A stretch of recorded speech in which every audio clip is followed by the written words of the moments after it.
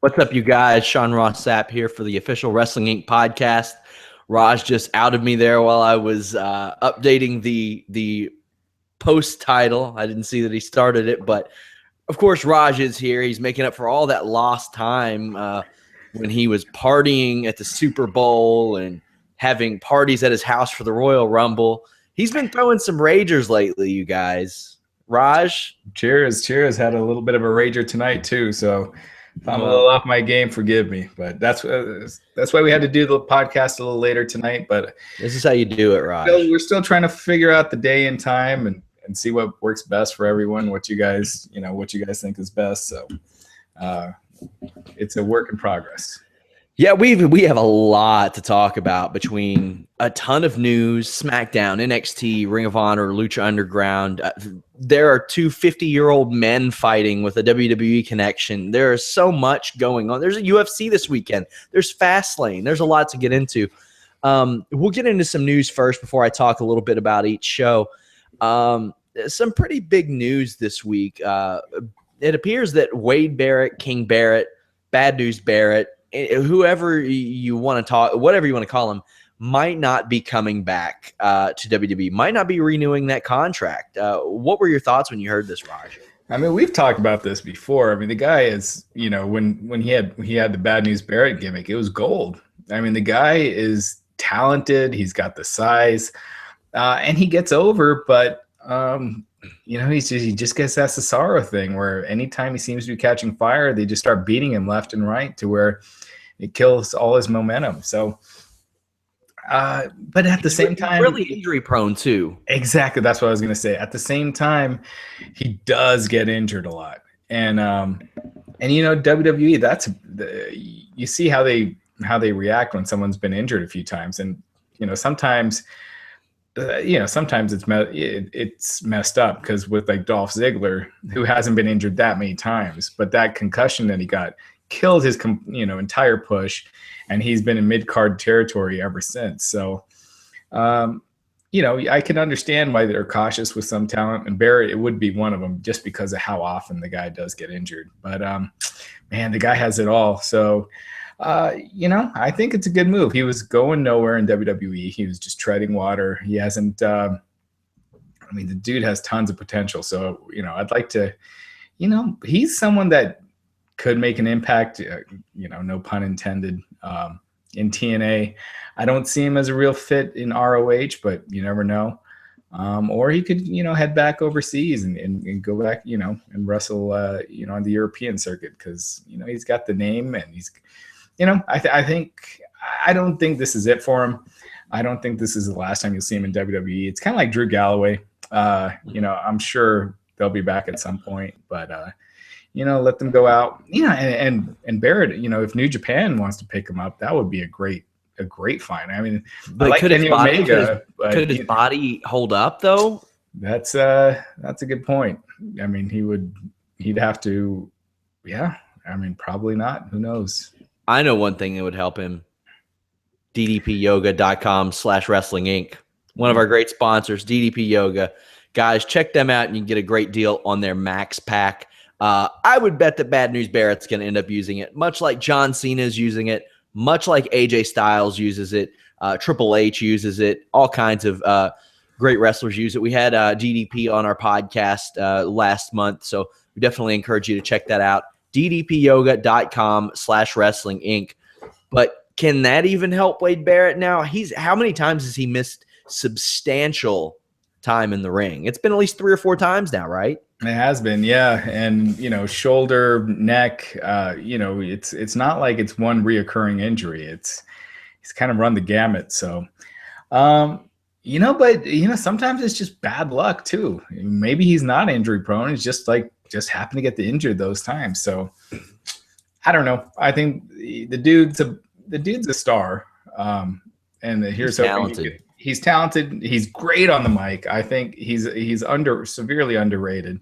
And he's quick on his feet. You hear him during interviews and stuff. The guy is hilarious. So I think he's got a lot of natural charisma, a lot of natural great talking ability. So, I'd like to see him, build his name, show he's not injury prone, and hopefully come back. Because let's face it, right now with the current landscape of wrestling, it's kind of WWE or bust as far as the big leagues.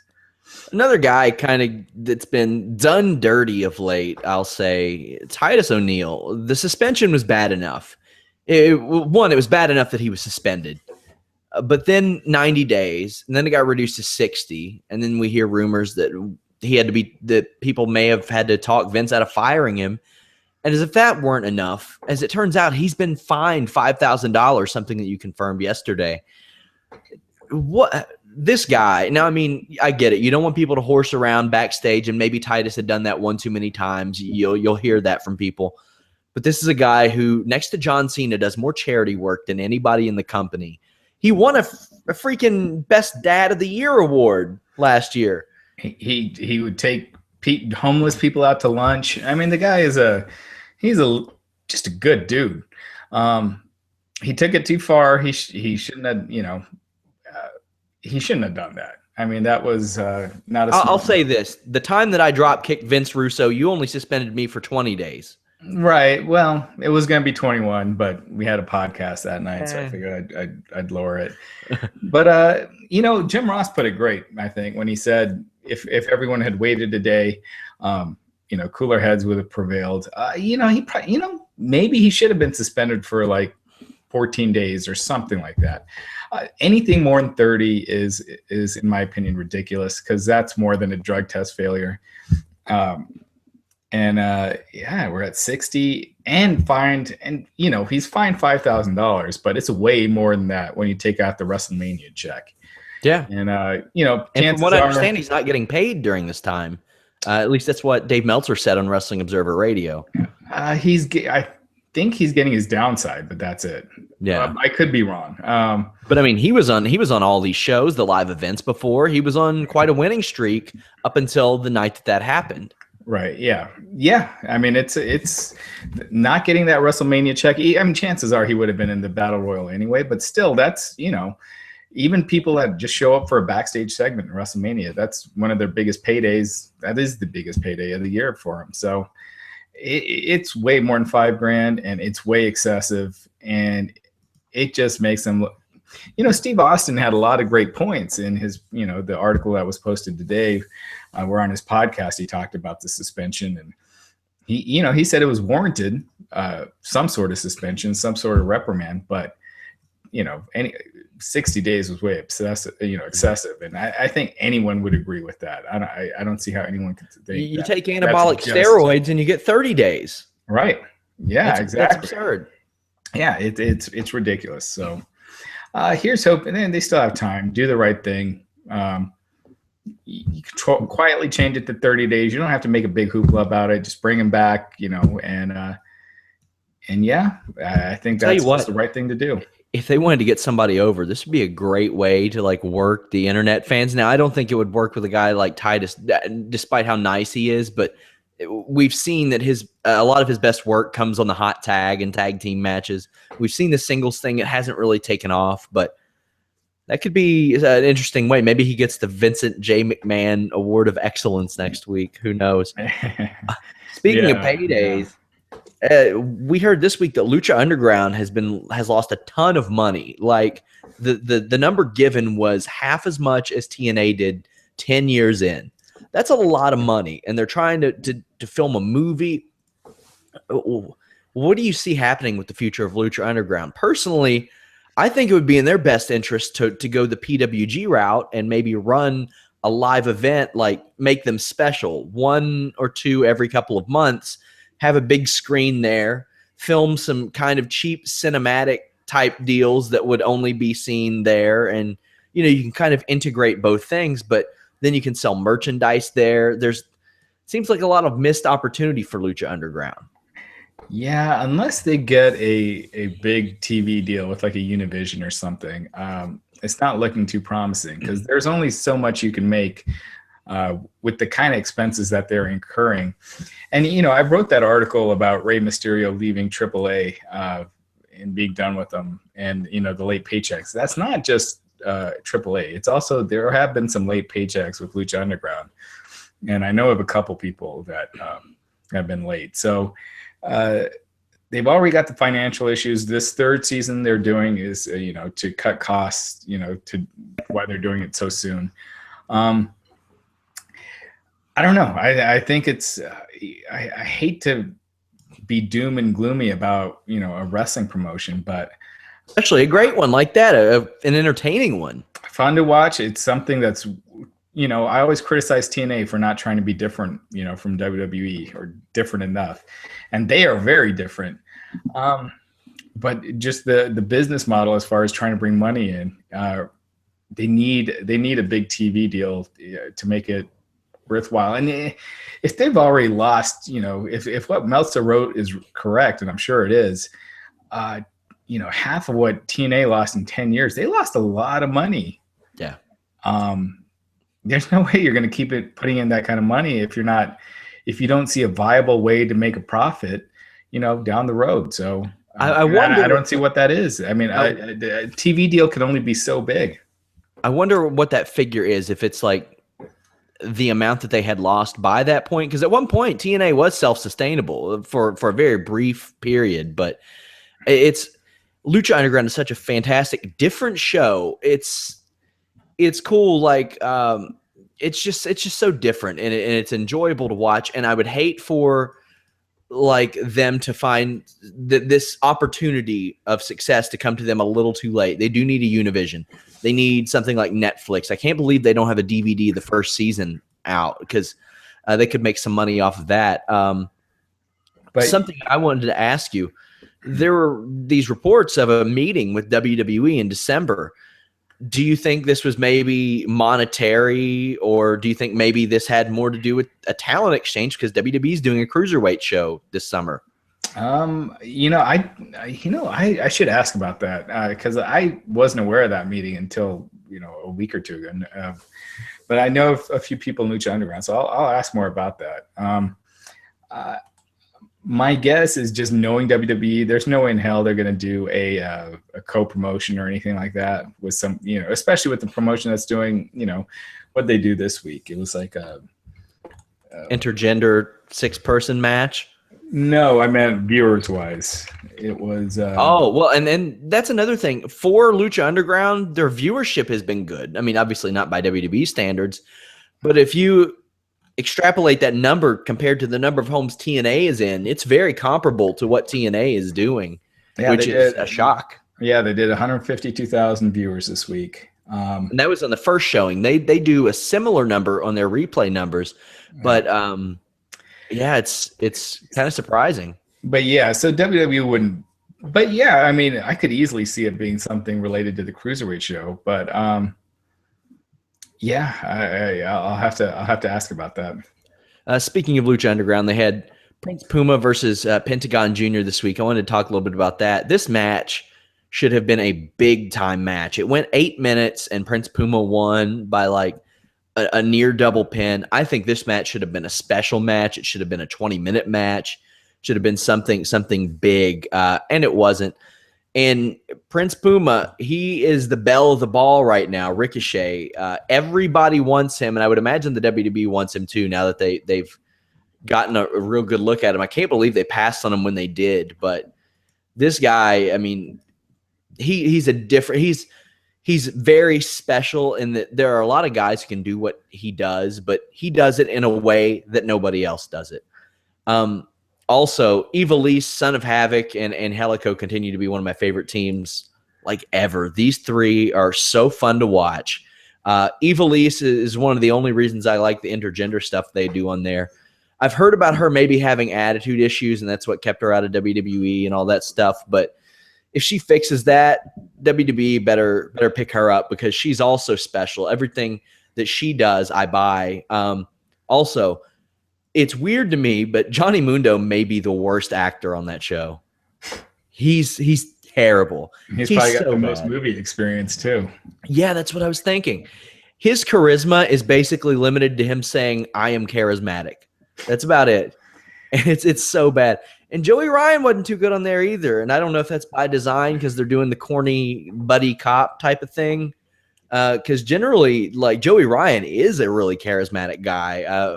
We obviously saw the big The thing he did, yeah, that landed him a YouPorn sponsorship of all things. So, and the thing is, they've got people like Maxine who were on NXT. I think it was her. Yeah. And she's doing fantastic there. So some of these guys are going to have to step it up big time, because when you have people like Evilise and Maxine, people that came from like Tough Enough and NXT, and they're blowing them out of the water with their acting skills. Chavo Guerrero is another really good one. Definitely got to step it up. Also, guys, I'm not going to talk much about Ring of Honor this week because there's not much to talk about, but we are covering I'll be doing post-show recaps of the Japanese shows this weekend that Ring of Honor is doing. Also, full coverage of the 14th anniversary pay-per-view next Friday. They had an awesome top prospect tournament match. You know, Lio Rush was on there. Everybody expects him to win. But Jason Kincaid was on there. And have you seen him wrestle before? Yeah, he's fantastic. It's my first time, and I was blown away. Like he was really impressive. He did this coast-to-coast drop kick where Rush was on like the outside of the apron. You all need to check that out. Definitely encourage you all to check that out. Also, BJ Whitmer continues to be a dastardly. Like, BJ Whitmer has that kind of heat where for a while I was like, go away. And then I realized I just hate him as a heel. He's just a really good heel. So, yeah, check those out on Lucha Underground. We also had Smackdown tonight. Raj, this was the A show this week. It's been becoming the A show because you pretty much you're up to speed on Raw if you watch SmackDown. Not much happens on Raw, and they recap the hell out of it on SmackDown. So not only do you get, I mean, this week we didn't have Mauro Ranallo on commentary, so that that's always a bummer. But the commentary and the 2 hours just makes this show. I think it's their best show right now. Much more digestible. I will say I think I like it better than NXT right now. Yeah, NXT's a lot of squash matches and stuff, and this has some good matches. Also, guys, this is super weird that I'm even bringing this up. Zack Ryder had 2 really good matches this week. He had a good match on Main Event and one on Superstars. Really weird, but he had a really good match with Stardust and Superstars. SmackDown this week was so much fun. I mean, Brock Lesnar and Triple H were on the show. Yeah. So you have your show where you have 3.4 to 3.5 million viewers per week, and you do all your hot angles on the show that does 2.5 million. You know, what sense does that make? I mean, I'm all for building up SmackDown, but do it over time. Don't wait till the go-home show to do it, you know? Yeah. It just made no sense to me. You threw Raw, Raw was I'll say this. We've been PG-13 lately. So Raw's been the shits, it's been the shits lately, the drizzling shits. And SmackDown, I don't know. It just for the record, they said the F word on FX the other night during the O.J. Simpson show. Yeah. Really? Yeah, at the very end of it. Drop the F-bomb. Yeah. Have you been watching that? No, I need to watch it. I forgot that it's on. It's pretty good. I was a kid when a lot of that stuff was happening. So, and my fiance is like 4 years younger than me, so she wasn't alive. Well, she was alive, but wasn't, aware during all that stuff. And yeah, it's pretty good. It's interesting to kind of relive it and see things. Yeah, I'm a lot older than you. I was just getting ready to go into college when all that was going down. I was about 10 or 11. We watched The Verdict in our class, which is crazy to think about. In an elementary school class, we watched a murder verdict. But yeah. This SmackDown had some pretty good stuff on it. Kevin Owens is going to have a career as a color commentator after his in-ring career if he wants. He is so funny. And I mean, I saw it last year at the Arnold Classic. He was saying things like he was going to take his shirt off and embarrass all the bodybuilders and put them to shame and all kinds of great stuff.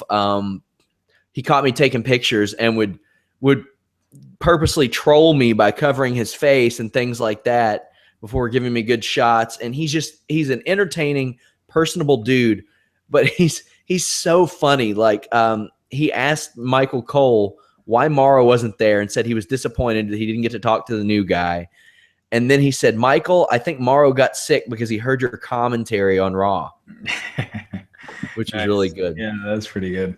Yeah, Kevin Owens he's natural on the mic, natural wit. Yeah, you can tell he's an intelligent guy who understands the business in and out. So he reminds me a lot of Daniel Bryan in that way, where you can talk with Daniel Bryan and just realize you don't know shit about wrestling because like yep, he just knows he understands what's going on. He understands when he's being buried. He understands. It's really good heads on their shoulders. I'll always seek out seminars and things like that because I feel like if the more we know about wrestling, the better we do our jobs and stuff.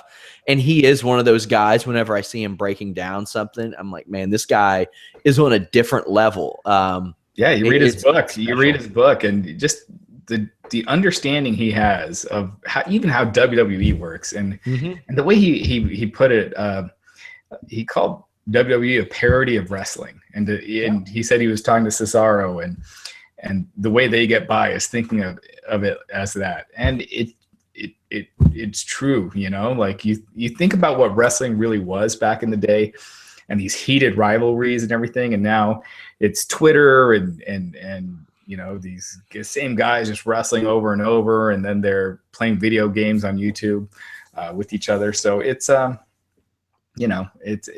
he totally nails it on the head. So if you haven't read his book, check it out. The up, down, down Madden tournament was fantastic, though. I will never get mad at them for playing video games together like that. Have you seen the table for three on the network of Daniel Bryan, Ryback, and Ziggler? Yeah, that was Daniel hilarious. Bryan completely bullies Ryback the entire time. Yeah, that was hilarious. Ryback stopped riding with wrestlers because of Daniel Bryan, which just the image of that is just so hilarious. Because Daniel Bryan is such a bully that Ryback, a 310-pound man, was like, no more. I can't take it anymore. And you see it there. And he's so like just it's so weird that at one point people were like, even vocally on commentary, they're like, this guy doesn't have the charisma to be the guy.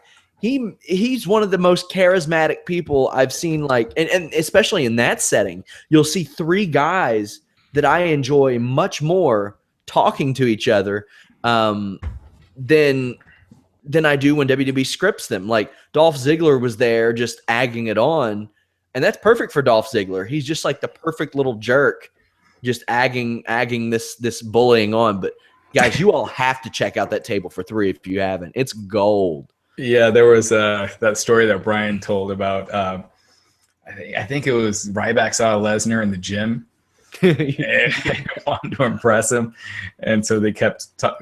They said they were gonna. I think they said they were gonna tell Lesnar that Ryback took Cialis to impress him. Took a Cialis to impress him. And I think that's what Ryback said was the straw that broke the camel's back, and he stopped riding with him after that. But it was funny. Oh, that was great. And also he said that Cody Rhodes is another one of the biggest bullies in the WWE. And Daniel Bryan, bullies. We mean, yeah, I'm not in favor of bullying at all, but the just good natured ribbing, especially at Ryback, is hilarious. And he says it's to him and Big E more than anybody. And Daniel Bryan does the typical defense. How could I bully Ryback and Big E? It's great stuff. That's one of my favorite shows on the network. Back to SmackDown. Sasha Banks got a quick win over Tamina, as it should be. We had some cheesy dialogue between her and Becky Lynch backstage. This is just a placeholder until the WrestleMania program. But Miz and Jericho had a really good match. Miz has, like, I could only imagine if Miz were this seasoned and this experienced when he had his main event run, because the guy, I've become a fan of the guy. Like inside the ring, on the mic, he's carrying himself very well. I mean, he got his teeth knocked out and was more than happy to exploit it to further an angle, which just saw him getting beat. And we're getting the third Jericho Styles match, which I'm sure is going to be excellent on Fastlane. We'll talk about that in a minute. But what have your thoughts been about this feud between Jericho, Styles, and then the Miz getting thrown in? I think it's been usually the best thing on the show, or at worst the second best. I mean, I think it's been great. Miz adds a certain dimension to it that if someone originally told me like AJ Styles is signing, and right off the bat he's one of the people that he's going to be in a feud with is the Miz, I'm like, well, what a waste of your investment. But the fact that it's Jericho and the Miz, it doesn't make he's not bringing it down, I guess. Styles losing already, I think, does bring it down.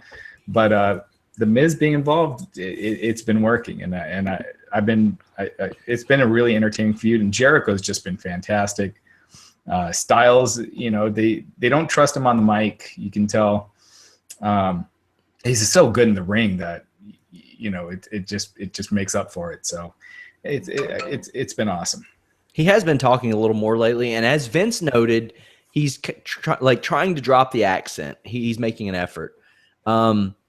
We had Dean Ambrose and Roman Reigns backstage, and Reigns tells Ambrose not to go for dirty deeds again, and Ambrose says, "What? You can't take a joke?" Which I thought was funny. Also, Ambrose runs into Paul Heyman, who says that Brock Lesnar's there and that Lesnar's mad. So Ambrose tries to ask Paul Heyman for advice on what he should do, and Paul Heyman's like flustered, like, well, "I just came here to tell you I'm Brock's advocate." And Ambrose is like, "Yeah, I know. So what should I do? How do I beat this guy up?" And it was so funny. Ambrose has been so good in this program.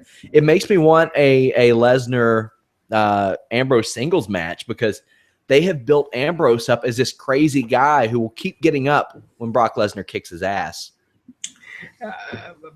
I'll bring this up later after I saw the very last segment. I still need to watch the rest of SmackDown, but we'll get to that at the end. New Day danced backstage. They said that this is the era of the GIF, not the flash photography. So they trashed Edge and Christian. Charlotte versus Natalya. Charlotte won with the figure 8. Natalya had some of the greatest ring gear of all time. Charlotte mocked Daniel Bryan. That brought out Brie Bella, who beat her up. I think that exploiting the Daniel Bryan thing is just fine for this. I'm sure he's cool with it, and it gets Brie Bella a pop. So yeah, if you're not exploiting a death or something, and it's they would never do that. All right, yeah. Come on. Yeah. What am I thinking? But this doesn't bother me, and part of it might be because they have exploited death recently, so this seems like it's with Charlotte. Yeah, exactly. With this one of the key players in this angle, so it doesn't seem like a big deal at all. But I think anyone else would probably think it's kind of in poor taste, but that's pro wrestling healing, and it does. This one didn't offend me at all. Yeah, next up we had Roman Reigns versus the Dudley Boys in the main event. This went to a DQ because Brock Lesnar came out. I think there has been one clean finish on SmackDown in the SmackDown main event this year, which is absurd. But for this one, I'll kind of let it go because it's Brock Lesnar, and I'm not going to. Why? They can beat the Dudleys. Yeah, they can't. But, I mean, the newly heel Dudleys, I mean, they're trying to keep some heat on them, I guess. It's the Dudleys. They're going to be losing in a week anyway. So. Or why not have Brock cost them the match or something if he's going to get involved? I'm not a fan of having the people in the main event lose, before, especially to the Dudleys. Well, they had Sheamus, who is not on the pay-per-view this Sunday, beat Dolph Ziggler, who is in an Intercontinental title match, which is super weird. Which I hope doesn't mean that Ziggler's winning, because it's way too short. I don't see why they don't just have him beat the Dudleys and stop with all the ridiculous DQs, because that's my biggest knock on SmackDown is all the DQs in the main events.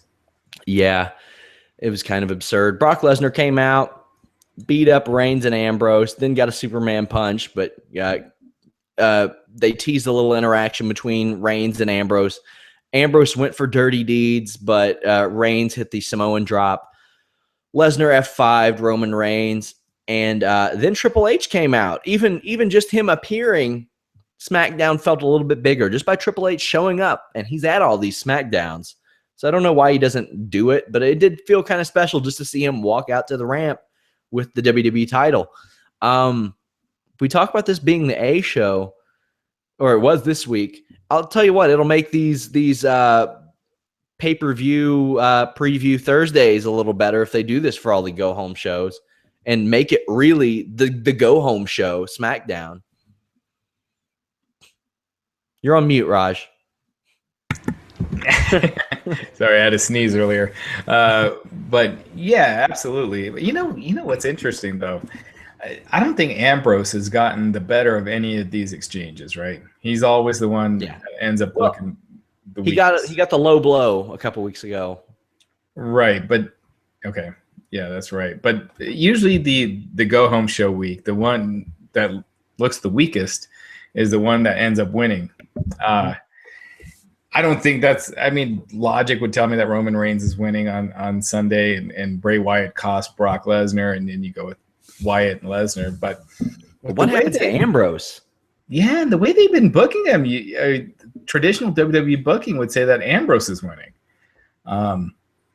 So yeah, it's weird because they've made him look. He hasn't had a win in a while.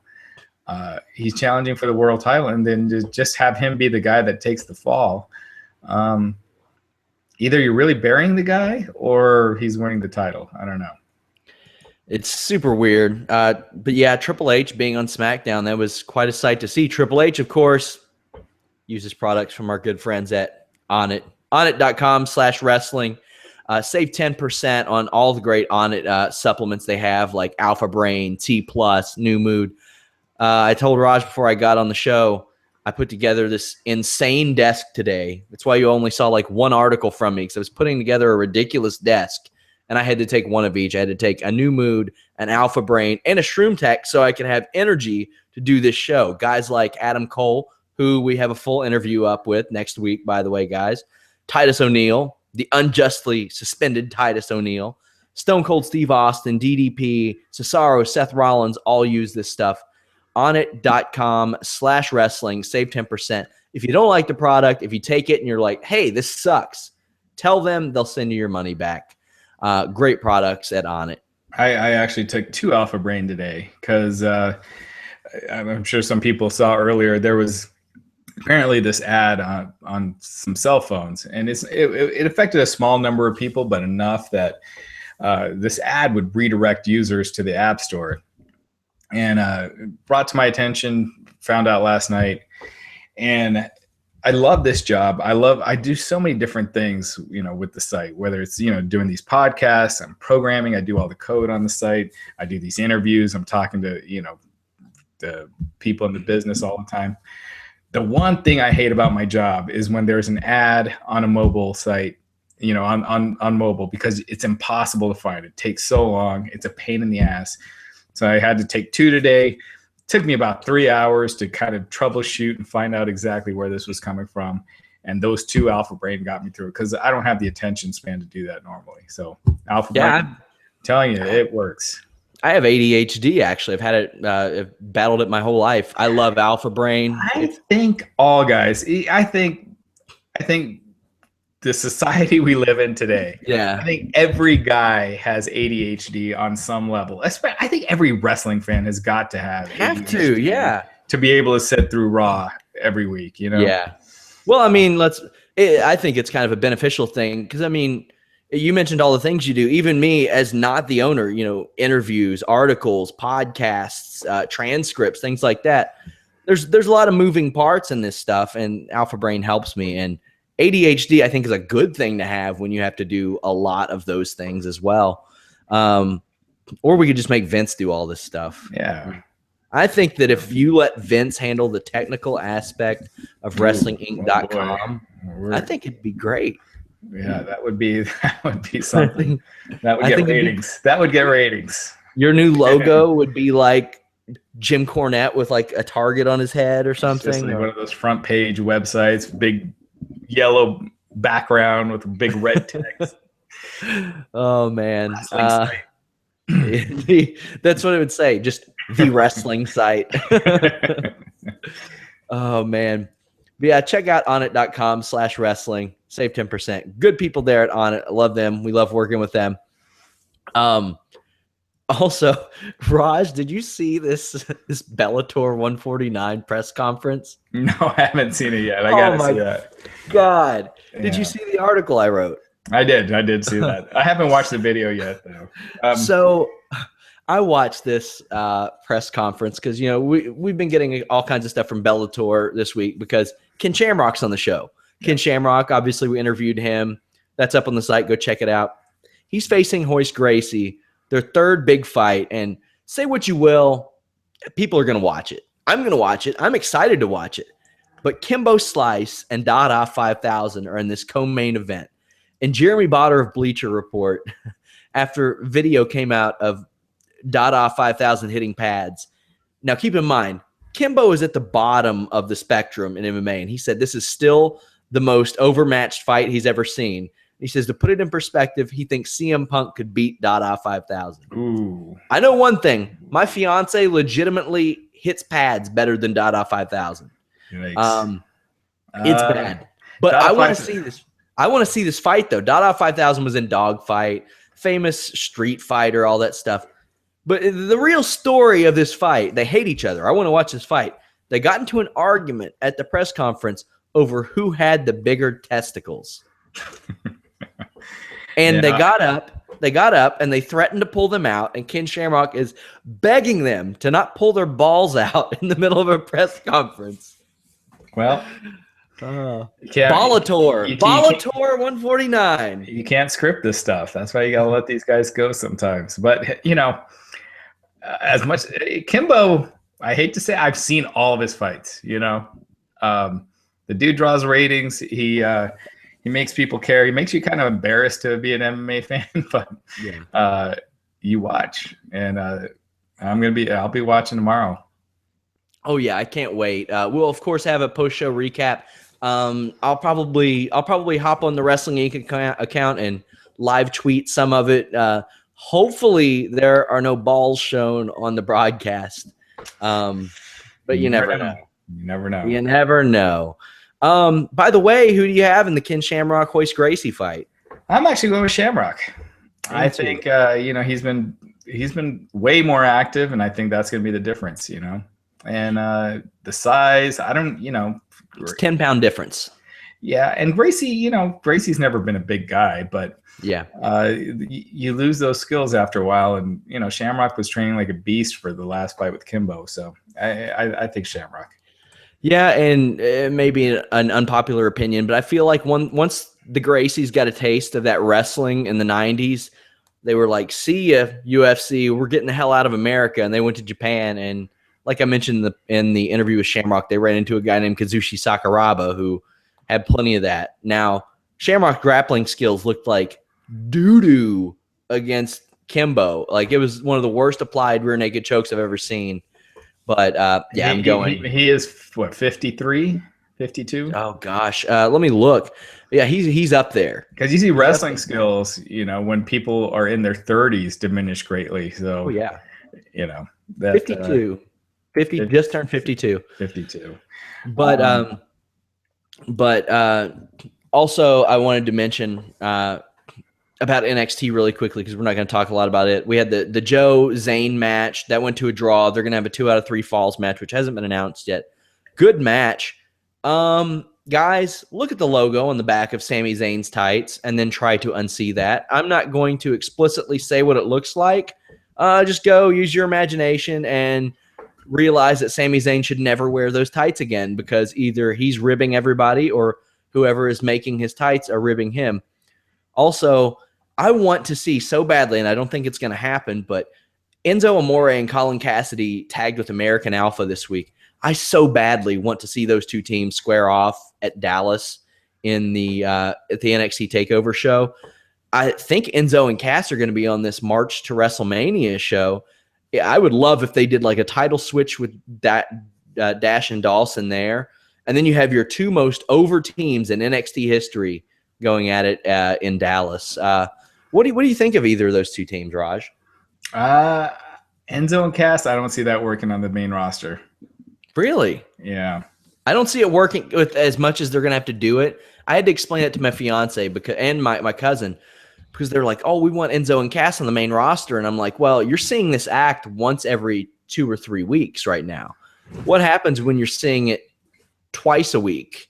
It's not special anymore. It's like Adam Rose, right? It was way over in NXT. Everyone was talking about how great that intro and everything was. I just don't see it working. I see it having a very short shelf life, and I think they're going to become Santino Morella's basically, or kind of go the way of the Ascension. I hope not. I hope I'm wrong because I like him a lot.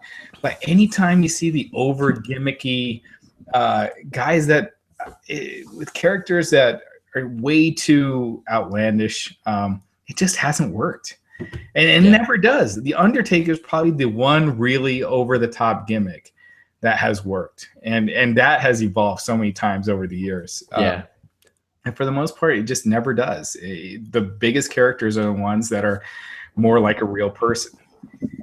I agree. Well, but on the flip side, American Alpha, I think they're tremendous, and I see Chad Gable like Daniel Bryan. I think he's a small guy, but I think his skill is just going to get him over, and it's hard not to root for the guy. Yeah, he's fantastic. Sami Zayn, Bailey, they're just such like Daniel Bryan. They just have a likability factor that you can't replicate. Exactly, you can just tell. Yep, and that's hard to find. Bailey last year had the longest line at that sports festival and hugged every single person that signed an autograph for her. I'm talking hundreds of people. So a genuinely nice person. We got to get into Fastlane so we can answer some questions as well. Fastlane this Sunday. We will have a show after Fastlane, so be sure to join us. Kalisto versus Alberto Del Rio. Also, the Undertaker. We want to talk about. You want to do? Let's do that after Fastlane. Let's go. Yeah. We'll talk about the Undertaker after Fastlane because I'm sure somebody's asked a question about it. Yeah. Kalisto versus Alberto Del Rio on the kickoff show. 2 out of 3 falls. As I mentioned, Raj, I guess 732 weren't enough. Who are you taking in this? And Del Rio. Kalisto wins the first. Del Rio takes the next 2. Yeah, I'm going with Del Rio. Sin Cara's back, and they look like they're still keeping that tag team. I think right now, with the lack of heels too, you need to keep Del Rio, make him a little stronger. So, I think that's a no-brainer. Yeah, I agree. Hopefully, this is the last match between these two for a while. Wyatt family versus Kane, Ryback, and Big Show. This has to be the Wyatt family, right? Yeah, absolutely. I think Bray Wyatt probably pins the Big Show, or they got to get Bray strong for Brock. So I think Bray gets the win for his team over. I think Big Show. Team Bad versus Becky Lynch and Sasha Banks. This could go either one of 2 ways, in my opinion. Becky Lynch and Sasha Banks get a dominant win, or they can't coexist, and it leads to more friction. What do you think, Raj? I think they win, but there's friction. Yeah, they got to stop with the crappy banter between them backstage and Becky Lynch saying "lass" all the time. Come on, now she's a likable person. She is much like those other people, and that that she's a genuinely happy, nice person. So Kevin Owens, Dolph Ziggler. We've seen this match a million times. This time we're seeing it with stakes. Does this make you more interested in the match, and who do you think is going to win? Owens should win. Owens. How can you have him lose already? That just makes no sense. So, I have a feeling this is going to continue to WrestleMania in some fashion. Maybe they add a third person or make it a ladder match or something like that. But I think Owens gets the win here, and it's not ending. Yeah. I hope Kevin Owens wins. I'll just say that. I'm sure it'll be an excellent match because these two will make sure it is. AJ Styles versus Chris Jericho. I'm really looking forward to this match because AJ Styles has just been so excellent. His flying forearm, if he used that as a finish from now on, I'd buy it. It's fantastic. He's taken everything up a notch. They've established the Styles clash, the calf crusher, and the flying forearm as finishes for him already. Styles has to win this, right? Yeah, he has to. And it seems like they've kind of dropped the Styles clash. He doesn't even tease it. Did it once. Yeah, he did it that one. I think after he did it to McGillicuddy or Curtis Axel. I think that was it, because that looked like it could paralyze someone. So. Yeah, Axel looked super uncomfortable taking that. And like I've always said, if you take it right and you put your arms back and you lean your head back, I've taken the move before. If I can take it, I have no doubt that every WWE superstar could. So, I mean, not from Styles, obviously, but yeah, it's not hard to take, but I don't blame WWE given the history of the move. The Styles is, Jericho is one of the smaller guys on the roster, and he looks huge compared to Styles. So, yeah. Well, I mean, Styles did used to do it to Abyss and things like that, but, I feel safe. Did he hit it on Abyss? I thought he would go for hit it on Okada, too, and Okada's like 6'3", 240, 250. Yeah. So, but Charlotte versus Brie Bella. Part of me says they're going to capitalize on the Daniel Bryan thing, but I can't see them giving the title to Brie Bella unless it's like a one-night thing and the title gets switched right back. Charlotte's winning it. Yeah. Then I can't wait for this main event. Lesnar versus Reigns versus Ambrose, #1 contenders match. This feud, this has been built up oddly, I'll say, differently than I would have expected, but excellently. I think it's been great, the build-up. I think it's been really good. Ambrose has been front and center. He's carried it, and he's been able to carry it. But who do you see winning this match, and where do each of these guys go from here? We know where Lesnar's going pretty much. Well, I think the plan has always been for Reigns and Triple H. So it would make sense for the Wyatt family takes out Brock Lesnar, because the plan is for Bray Wyatt and Brock Lesnar. So, Bray Wyatt takes out Brock Lesnar, and Roman Reigns beats Dean Ambrose to win the match. And Ambrose isn't happy afterwards. They tease something and leave it at that, because it doesn't make sense to turn Dean Ambrose right now. If you're going to focus on Reigns and Triple H. I don't see them going with another triple threat with Ambrose, Reigns, and Triple H. So I just think it's going to be one step closer to Dean Ambrose heel turn, and Reigns wins, and we're going to see Reigns and Triple H, Lesnar and Wyatt, and unless they, and we'll talk about Undertaker, but unless they pull a rabbit out of their hat with Taker, it's looking like the weakest WrestleMania card with those matches. I think Brock and Triple H is a stronger match than either of those two. And I'd rather see Ambrose versus Reigns. Yeah. And Triple H versus Lesnar. That's what I was going to say. I think that would, even though they've already done the Lesnar Triple H thing before, I think that builds two bigger matches. Yeah, I really do. And, you could find something to do with the Wyatt family. It's almost, they got the Bullet Club coming over. Just throw them in there with them. Something, anything. Just Triple H versus Reigns just does nothing. It just, and same as Bray Wyatt versus Lesnar. The ending of that before you finish, saying what the match is. Yeah. Well, we got to talk about The Undertaker, of course. It was reported this week that The Undertaker's opponent at WrestleMania will be somebody that is not on the roster. It's not an active wrestler. An active wrestler, which means, and is not in NXT, anything like that. Any ideas? It could be Cena. Yeah. Because Cena's not technically an active wrestler right now. It's not, it's very cryptic. Basically, it seems like there's three options, and either Sting doesn't need any surgery and he's fine and can do one more match. They pulled a rabbit out of their hat with Goldberg, or John Cena. It's just, those are the only matches that seem to make sense to not use someone that's currently active. There's a guy named Kurt Angle who's a free agent too, but I don't think they'd bring him back. Plus, he's got that match with Mysterio on that what's that, URMMA or whatever. Oh boy, yeah. That's a hell of a show. I keep getting sent press for that, so maybe we'll talk to somebody involved with that show. That should be interesting. Yeah. So yeah. I mean, who else who else other than those three can you really think of? Maybe Ken Shamrock will do it, Raj. Yeah. Yeah, I don't see that happening.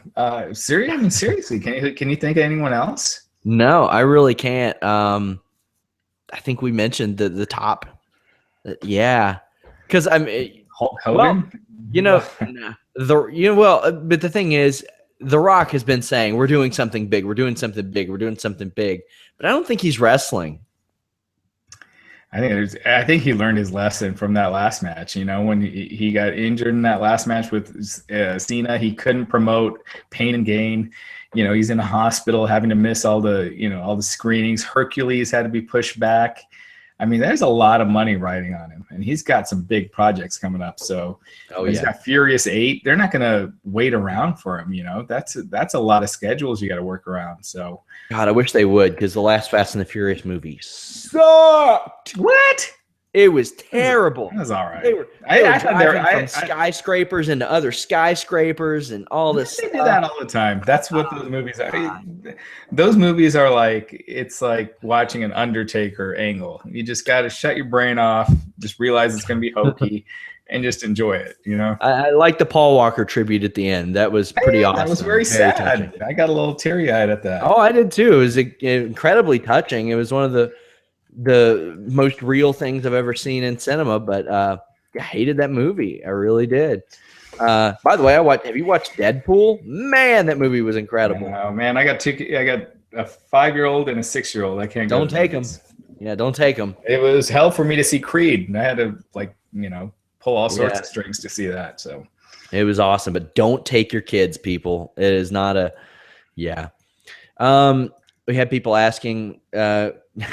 Do you still consider Kimbo Slice a draw? Well, his fight was real quick. Who was your pick to win? I'm going with Reigns. I think it'll be the predictable thing. I do. I hope it's not.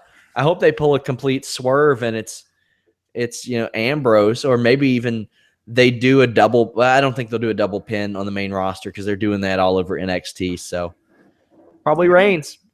Yeah. But we'll get into some questions. Somebody asked, do you still consider Kimbo Slice a draw? I do personally, because his fight with Shamrock did 27% ratings higher than any other Bellator broadcast. Absolutely. I mean, that was a huge success. So I don't see how you can't. Let's see. Why is Paige being treated like crap? Well, Vince Russo thinks she's in the doghouse. And I mean, I've seen her. She can come off as abrasive sometimes. I'll say that. I've had nothing but positive interactions with her, albeit limited, but she can come off as abrasive sometimes. So maybe she rubbed somebody the wrong way. It could be that, or it could be just that's how they do things with the divas. You know, you're pushed to the moon. Let's not forget Alicia Fox was the Divas champion. You know, you get pushed for a while, and then they push someone else, and then everyone else is brought down, and they only focus on 2 or 3 women at a time. So. Yeah. They've got their 3 right now. Somebody says, Sean, during your interview with Ken Shamrock, he said that Bellator is not only presenting us with competitive fights, but the fights themselves also have some sort of story behind it. Do you think that having a story is an essential component to booking and promoting not only Bellator, but also all MMA bouts? I think, yeah, definitely, because there's a higher quality fight in Cowboy versus Cowboy Sunday night on UFC, and we are not talking about it. We're talking about 2 50-year-old men fighting and 2 guys who are comparing nut sizes fighting, because there are stories there. We're not talking about Brandon Thatch and C.R. Bahadurzara. I can't pronounce his last name. That's going to be a fantastic fight, but there's no story behind it. So yeah. I mean, the biggest fights are the ones that have a story, and that's how it's always been. And unless something changes drastically, whether it's no matter what sport, in football, when you got the Bears and the Cowboys, or, the rivalries and the stuff where there's history, that's always going to be that's where the story is. Tom Brady and Peyton Manning, is always going to be way more intriguing than, just 2 good teams going at it. Somebody says, what are your thoughts on Alex Riley? I think the ship has sailed on him, but I'm actually surprised he's still around, based on, he's been kind of vocal about not enjoying his position in the company in the past. Yeah, he's in Zack Ryder territory, so that's hard. That's a hard pool to swim out of. So, Kick-ass theme song, though. I really like his theme song. yeah. Best podcast in the business. Are you guys having 2 a week? I'd do 7 if Raj would let me. Tell him to do 7. Hey, sometimes less is more. Sometimes less is more. Maybe. Water it down. But, I think 2 a week is good. This week it's going to be 3. So, Yeah. WWE could get Titus mega over if they made this into a storyline. Titus can come back after WrestleMania and confront Vince, saying how he busts his ass doing charity work and being a role model, and they suspend him. I think it's the best chance Titus has of getting over right now. I don't see them doing that, though. They're so limited with how they use Vince that I can't see them using it for anything that's not a main event angle. Those 15 years ago, I could see them doing that, but not now. Wouldn't it be smart to award the winner of the Cruiserweight tournament with a returning Cruiserweight title? Only makes sense that they're bringing in all these smaller talents. Here's my thoughts on that.